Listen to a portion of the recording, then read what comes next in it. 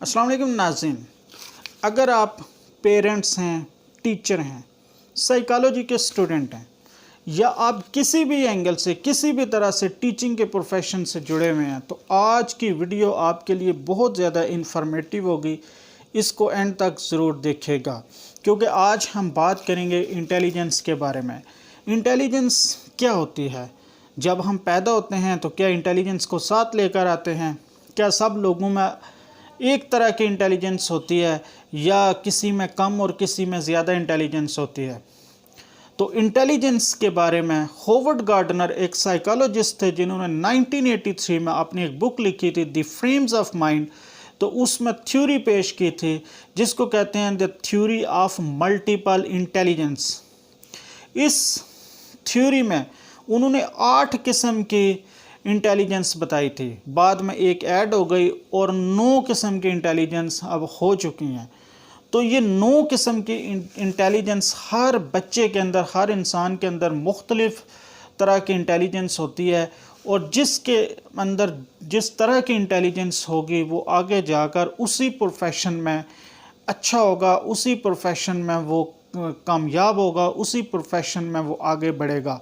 तो ये 9 तरह की इंटेलिजेंस कौन सी हैं, तो यही आज इस वीडियो में हम देखेंगे। तो उसमें जो सबसे नंबर 1 इंटेलिजेंस है जो होवर्ड गार्डनर ने अपनी बुक में बताई थी वो है विजुअल स्पेटियल इंटेलिजेंस। जिन बच्चों के अंदर ये वाली इंटेलिजेंस होती है, विजुअल स्पेटियल इंटेलिजेंस, वो बच्चे ड्राइंग्स और पेंटिंग्स बनाने में को एंजॉय करते हैं। ऐसे बच्चे पिक्चर्स को, ग्राफ्स को और चार्ट्स को बड़े अच्छे तरीके से इंटरप्रेट करते हैं। ऐसे लोग पजल्स को जोड़ने में बड़े तेज़ होते हैं, बड़े एक्सपर्ट होते हैं। ये इंफॉर्मेशन को विजुअलाइज करके जो है ना वो मेमोराइज कर लेते हैं। तो जिन बच्चों के अंदर इस तरह की स्किल है, जिन बच्चों के अंदर इस तरह की इंटेलिजेंस है जिसको हम विजुअल स्पेटियल इंटेलिजेंस कहते हैं, तो उनके लिए जो प्रोफेशन है जो अच्छा रहेगा वो आगे चलकर बहुत अच्छे आर्किटेक्ट बन सकते हैं। इसके अलावा वो आर्टिस्ट बन सकते हैं, वो बड़े अच्छे इंजीनियर हो सकते हैं। तो नंबर 2 वाली जो इंटेलिजेंस थी उसको कहते हैं लिंग्विस्टिक वर्बल इंटेलिजेंस। जिन लोगों के अंदर ये वाली इंटेलिजेंस होती है वो वर्ड्स के बादशाह होते हैं, वो अल्फाज के बादशाह होते हैं, वो वर्ड्स का जो यूज़ है, वर्ड्स का इस्तेमाल बड़े अच्छे तरीके से करते हैं। वो स्पोकन और रिटन इन्फॉर्मेशन जो होती है बड़े अच्छे तरीके से उसको मेमोराइज कर सकते हैं। डिबेट बड़ी अच्छी देते हैं और इसके अलावा कम्युनिकेटर बड़े अच्छे होते हैं, स्पीच बहुत अच्छी दे सकते हैं। तो जिन लोगों के अंदर ये वाली स्किल है जिसे लिंग्विस्टिक वर्बल इंटेलिजेंस कहते हैं, इनके लिए जो प्रोफेशन अच्छे रहते हैं उनमें ये है कि ये राइटर बन सकते हैं, बुक्स लिख सकते हैं क्योंकि बुक्स लिखने में भी आपको जो है वर्ड्स का इस्तेमाल करना पड़ता है। इसके अलावा ये जर्नलिस्ट बन सकते हैं क्योंकि जर्नलिस्ट बोलने में बड़े अच्छे होते हैं। तो इन लोगों के अंदर ये वाली इंटेलिजेंस होती है।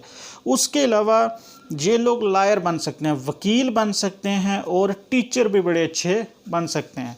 जो नंबर 3 वाली इंटेलिजेंस है उसको लॉजिकल मैथमेटिकल इंटेलिजेंस कहते हैं।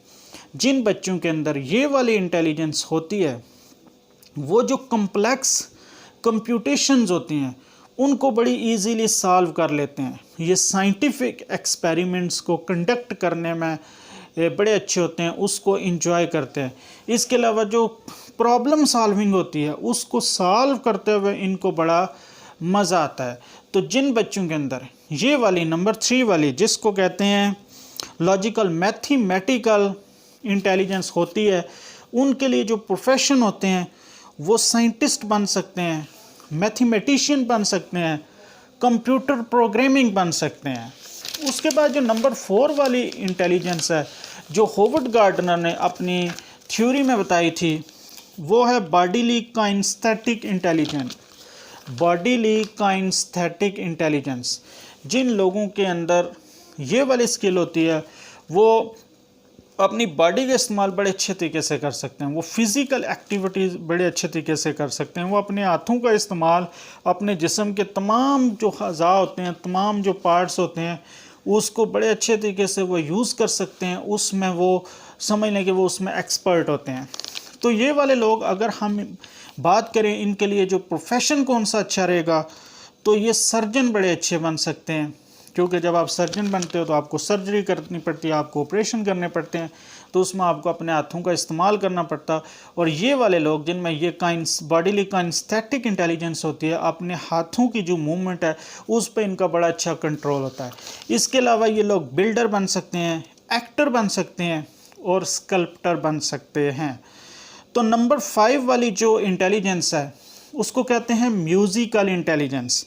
म्यूज़िकल इंटेलिजेंस जिन बच्चों के अंदर होती है, जिन लोगों के अंदर होती है, वो जो म्यूज़िकल रिदम्स होते हैं, म्यूज़िकल पैटर्न्स होते हैं, उसको बड़ी इजीली वो समझते हैं, उसको एंजॉय करते हैं। और ये सॉन्ग्स की सूरत में जो म्यूज़िकल धुनें होती हैं उसकी सूरत में उनको बड़े अच्छे तरीके से ये याद कर लेते हैं, उनकी इसमें इंटरेस्ट होती है। ये म्यूज़िकल इंस्ट्रूमेंट्स के को प्ले करना, उनको चलाना, उनके साथ खेलना इनको बहुत ज़्यादा पसंद होता है।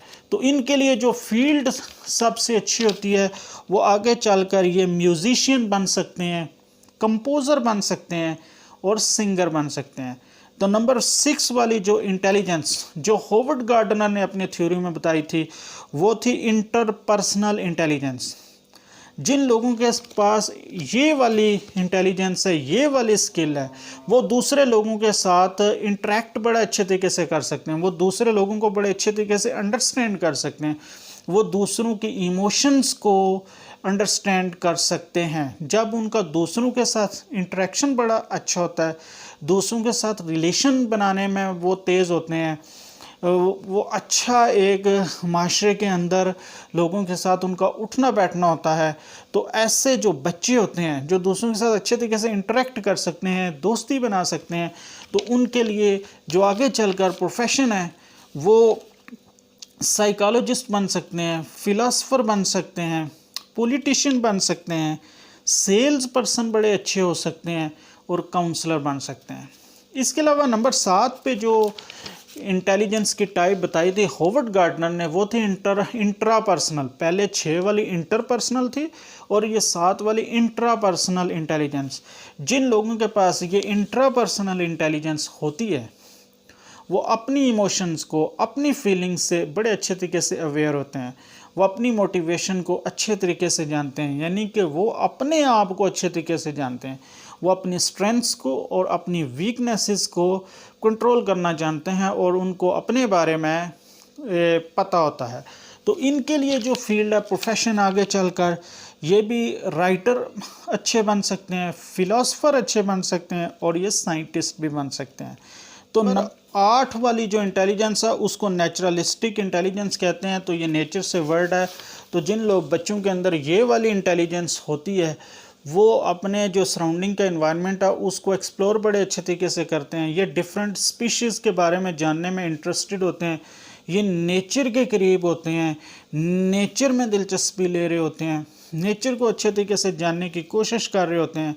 तो इसलिए आगे चलकर इन बच्चों के लिए जो प्रोफेशन है वो ये बायोलॉजिस्ट बड़े अच्छे बन सकते हैं, गार्डनर हो सकते हैं, माली, और उसके अलावा ये फार्मर बन सकते हैं। तो नंबर 9 वाली जो इंटेलिजेंस है उसको कहते हैं एग्जिस्टेंशियल इंटेलिजेंस। एग्जिस्टेंशियल इंटेलिजेंस जिन लोगों के अंदर होती है, जिन बच्चों के अंदर होती है, वे चीज़ों को बिग पिक्चर में देखते हैं, ये आम रूटीन से हट कर देखते हैं, ये लाइफ का जो और डेथ का जो मीनिंग है उसको जानने की कोशिश कर रहे होते हैं, ये उन चीज़ों के बारे में सर्च करते हैं, उन चीज़ों में दिलचस्पी ले रहे होते हैं जिसमें आम तौर पर इंसान नहीं लेते हैं। रूटीन से हट कर, आम ज़िंदगी, आम लाइफ से हट कर ये उन चीज़ों को देखते हैं। तो इस तरह के जो इंटेलिजेंस जिन लोगों के अंदर होती है उनके लिए जो फील्ड है वो भी फिलासफ़र अच्छे बन सकते हैं, पास्टर बड़े अच्छे बन सकते हैं। तो ये 9 तरह की इंटेलिजेंस थी जो मुख्तलिफ़ बच्चों के अंदर मुख्तलिफ होती हैं। तो अगर आप पेरेंट्स हैं या टीचर हैं तो जिस बच्चे के अंदर जिस तरह की इंटेलिजेंस होगी उसी प्रोफेशन को ज्वाइन करने में उसकी हौसला अफजाई कीजिए। अगर आप टीचर हैं तो एक क्लास के अंदर पढ़ाते हुए हर बच्चे के अंदर मुख्तलिफ़ तरह की इंटेलिजेंस होगी और आपको उस बच्चे को उसी तरीके से हैंडल करने की ज़रूरत है। Thank you so much.